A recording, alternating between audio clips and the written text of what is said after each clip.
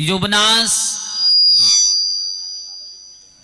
हरित चंप सुदेश भरक बाहक जितने भी राजा हुए हरिश्चंद्र सब अयोध्या के राजा हुए। लेकिन जितने अयोध्या के राजा हुए सबको पुत्र प्राप्ति में कुछ ना कुछ कारण अवश्य बना। त्रसंगु के पुत्र महाराज जो हरिश्चंद्र थे उनको भी पुत्र बड़ी मुसीबत से प्राप्त हुआ, क्योंकि उन्होंने भी वरुण देवता का बहुत बड़ा महायज्ञ किया था और वरुण देव के कहने से उन्हें पुत्र की प्राप्ति हुई।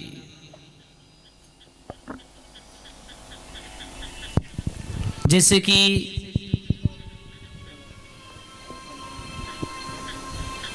महाराज दशरथ अकेले नहीं थे, इनकी एक बहन का नाम था चंद्रकला। अज के पुत्र और पुत्री दशरथ और चंद्रकला एक बार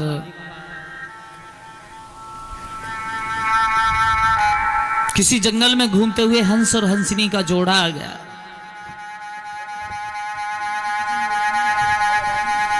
जैसे हंस और हंसिनी का जोड़ा किसी जंगल में आया और मान सरोवर पहुंचने से पहले उनको अंधेरा होने लगा। हंसिनी बोली, महाराज अब तो मानसरोवर पहुंच नहीं आ पाएंगे, क्योंकि मानसरोवर में ही सच्चे मोती प्राप्त होते हैं और हंस जो भोजन करता है सच्चे मोतियों का करता है। प्रभु अब तो कहीं ठहरने की व्यवस्था हो जानी चाहिए।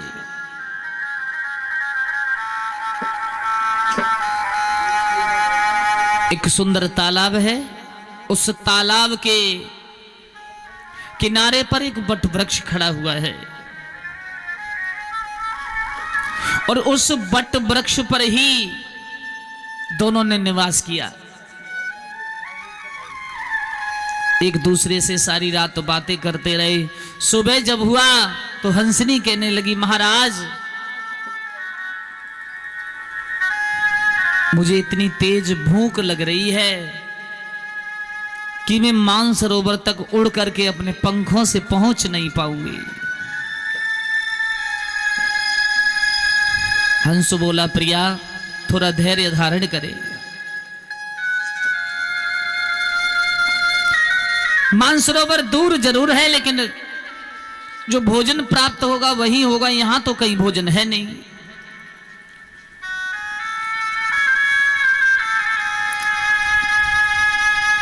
हंसनी की तब तक नजर जो नीचे तालाब है उस तालाब की ओर गई तो क्या देखा, उस तालाब के एक पार पर कीचड़ में जहां जल भी कम हो गया था एक कछुआ पड़ा है और उस कछुआ के नेत्र चमक रहे हैं मोतियों के समान। हंसनी बोली, मुझे मोती नजर आ रहे हैं, आपका आदेश हो जाए तो मैं भोजन कर सकती हूं। हंस ने कहा, जाइए। हंसनी उस तालाब के किनारे आई हैं और उस कीचड़ में जो चमकते नेत्र हैं उन दोनों नेत्रों को खाने का प्रयास किया, लेकिन वो कछुआ के नेत्र दोनों ही फूट गए। हंसनी रोने लगी, महाराज बड़ा गजब हो गया। हंस बोलो, महारानी हमने तुमसे कहा था कि धैर्य धारण करो, आगे रास्ता चलो, तुम नहीं मानी। कछुआ कहने लगा, रे भैया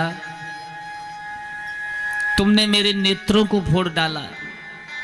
हंसिनी ने जवाब दिया, कोई नहीं महाराज का शव यहां पर कीचड़ है और हम तुम्हें इतने अच्छे समुद्र में ले जाके डालेंगे कि तुम्हारा जीवन आराम से कट जाएगा। कछुआ कहने लगा, मेरे आंखों से ये रुधिर बह रहा है, मेरी जो पीड़ा है मैं उसे सहन नहीं कर पा रहा हूं। हंसिनी ने कहा, हम तुमको यहां से अवश्य लेके जाएंगे। हम तुम्हारा जीवन खत्म नहीं होने देंगे। कहा है ना, जो जैसा कर्तव्य करता है उसको वही फल मिलता है। हंस से हंसिनी ने कहा कहीं से एक लकड़ी लेके आओ। हंस दौड़ा दौड़ा गया, एक लकड़ी लेके आया और कछुआ से हंसिनी ने कहा एक तरफ हमारे पति महाराज अपने पंजों में से लकड़ी को दबाएंगे, दूसरी तरफ मैं पकड़ूंगी और आप बीच में से लकड़ी को अपने मुंह से पकड़ लो और हम आपको लेकर के यहां से उड़ चलेंगे। लेकिन भगवान की माया ही कुछ अलग है कि कैसी प्रभु की है प्रभुताई, दुनिया समझ नहीं पाई।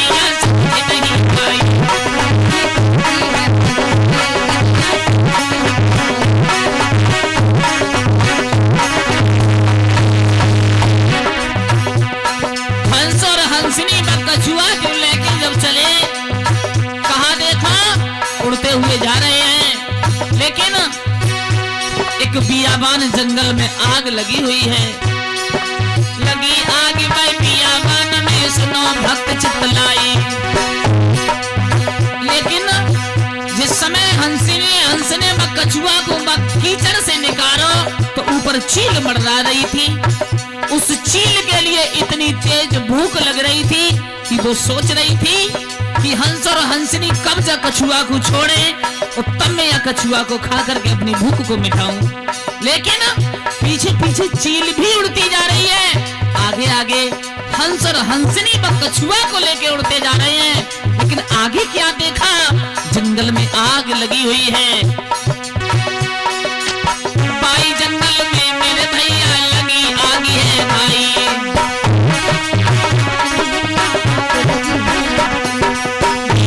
जंगल में 100 में से आग लगी है भाई।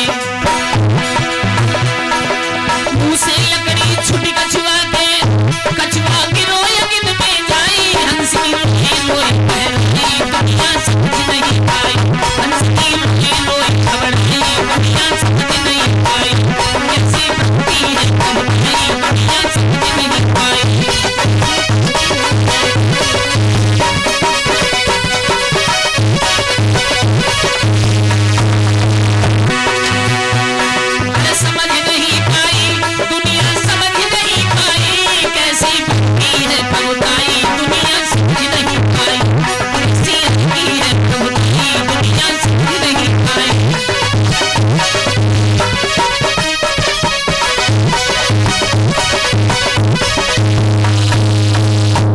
उसी समय क्या देखा कि अग्नि की जो लपटें चल रही थीं, कछुआ सहन नहीं कर पाया और मुंह से लकड़ी छूट गई। कछुआ बीच अग्नि में जाके गिर गया। साउंड वाले भैया कहां गए? जैसे देखा कछुआ अग्नि में गिरा, हंसिनी ने बहुत प्रयास किया, नहीं बचा पाई।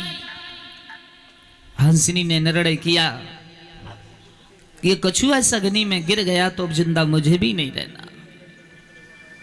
और उसी अग्नि में हंसिनी ने अपने पंखों को जला करके अपने शरीर को भी कछुआ के साथ भस्म कर दिया। चील ने सोचा कि हंसिनी जल गई, कछुआ जल गया, अगर मैं किसी तरह से कछुआ को उठा लूं तो मेरा पेट फिर भी भर जाएगा। और चील जिस समय उस अग्नि में कछुआ को उठाने के लिए ऊपर से टूटी, लेकिन पंख उसके भी जल गए, वो भी जल गई। हंस सोचने लगो, प्राण प्रिया हंसिनी नहीं रही तो अब हमारो ही रह के का हो बेगो। रोते रोते हुए उस हंस ने भी उस अग्नि में जाकर के अपने प्राणों को त्याग दिया।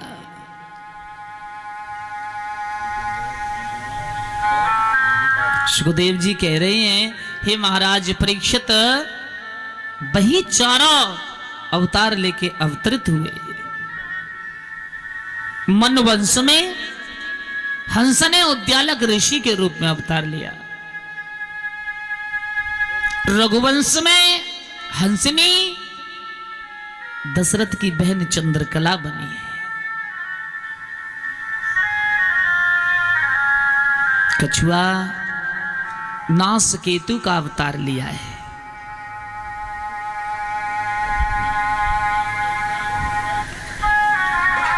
जो चील है वो महारानी सुशीला के रूप में अवतरित हुई।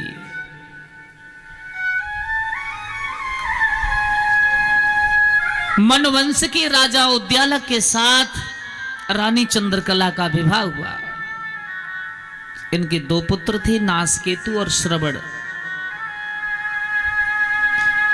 चील जो थी वो सुशीला बन के कौन श्रवण की घरवाली बन के आई है। ये दोनों दिन में सहवास कर रहे थे। नासकेतु ने उनको देखा, श्राप दे दिया कि इसी तरह तुम दोनों अंधे हो जाओ। बेचारे नेत्र विहीन हो गए। श्रवण कुमार ने पूछा, भैया मेरे माता पिता के नेत्र अगर उज्जवल हो जाएं तो कोई तरीका है? विद्वानों ने जवाब दिया, अगर तुम अपने पिता के लिए निर्मल खीर बना करके लगातार अगर भोजन कराएं तो ज्योति वापस आ सकती है। लेकिन जो किस्मत में लिखा होता है वो कभी मिटने वाला कोई नहीं। दुख और सुख और जन्म और मृत्यु ये कर्म के अनुसार है। कर्म के अनुसार ही दुख और सुख जीवन में मिलता है। अरे दुख सुख जीवन मरण भोग सब कर्म दुख सुख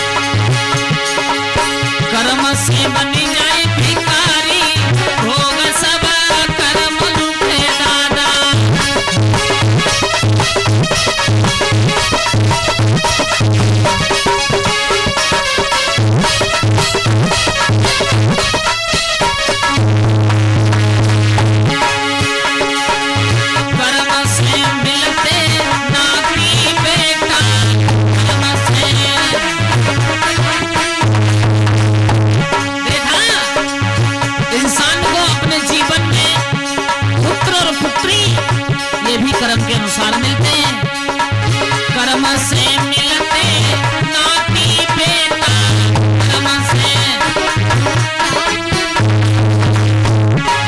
कर्म से बांझ रही नारी, भोग सब कर्म के। कर्म से बांझ रही नारी, भोग सब कर्म के।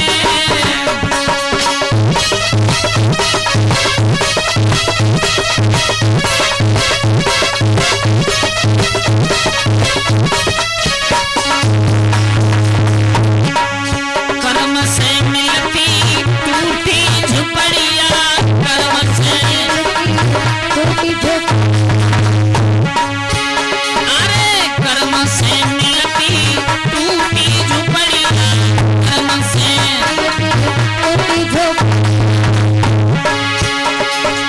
कर्म से अटाय नारी, भोग सब कर्म के।